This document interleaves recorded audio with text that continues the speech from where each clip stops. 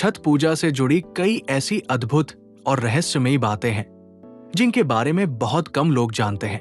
ये त्योहार सिर्फ सूर्य उपासना नहीं, बल्कि विज्ञान, संस्कृति और आध्यात्मिक ऊर्जा का संगम है।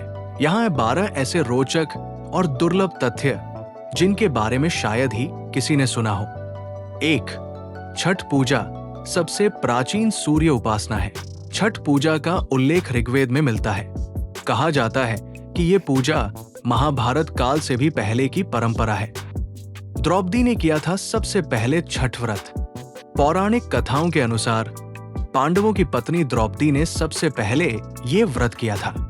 जब पांडव जुए में अपना सारा राजपाट हार गए और कठिन समय से गुजर रहे थे, तब श्री कृष्ण की सलाह पर द्रौपदी ने सूर्य देव और छठी मैया का ये व्रत किया था।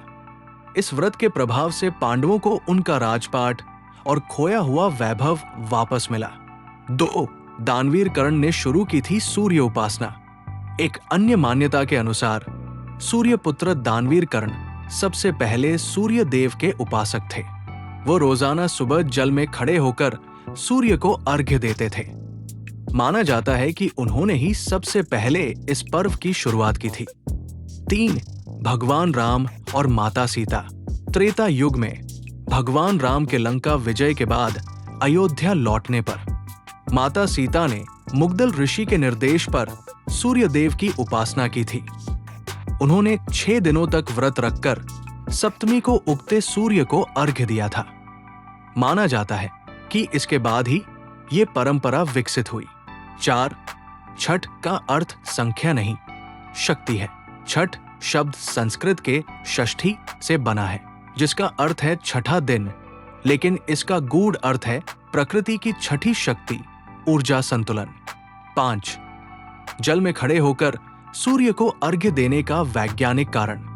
सूर्योदय और सूर्यास्त के समय जल में खड़े होकर सूर्य को देखने से यूवी किरणें फिल्टर होकर शरीर तक पहुंचती है, जिससे शरीर में विटामिन डी और आयन एनर्जी का संतुलन होता है। 6. बिना हल्दी, नमक और मसाले के प्रसाद क्यों बनता है? ये शरीर की डिटॉक्स प्रक्रिया से जुड़ा है। छठ के दौरान सात्विक भोजन और उपवास से शरीर में जमा विषैले तत्व निकल जाते हैं। 7. महिलाएं ही नहीं, पुरुष भी रखते हैं व्रत। छठ पूजा में स्त्री पुरुष का कोई भेद नहीं है। बिहार और पूर्वी उत्तर प्रदेश में हजारों पुरुष भी परवाइतिन बनकर व्रत रखते हैं। 8. छठ का संबंध नासा की शोध से भी जोड़ा गया है। नासा की एक रिपोर्ट के अनुसार सूर्यास्त और सूर्योदय के बीच का समय अर्घ्य काल इलेक्ट्रोमैग्नेटिक एनर्जी बैलेंस के लिए सबसे उपयुक्त होता है, जो छठ पूजा के समय से मेल खाता है। 9. व्रती का शरीर बनता है एंटी रेडिएशन फिल्टर।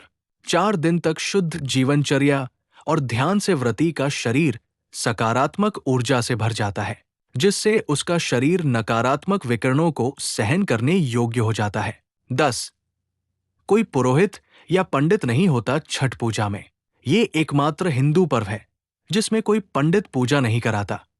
हर व्यक्ति स्वयं सूर्य को अर्घ्य देता है।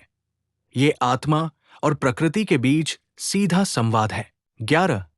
छठ व्रत का संबंध चंद्रमा की गति से भी है। ये पर्व कार्तिक शुक्ल पक्ष की षष्ठी को मनाया जाता है, जब चंद्रमा और सूर्य का कोण 90 डिग्री होता है, जिससे प्रकृति की ऊर्जा सबसे संतुलित रहती है। 12. नहाए खाए का मतलब केवल स्नान नहीं, आत्मशुद्धि है। पहले दिन व्रती केवल एक बार सात्विक भोजन करते हैं।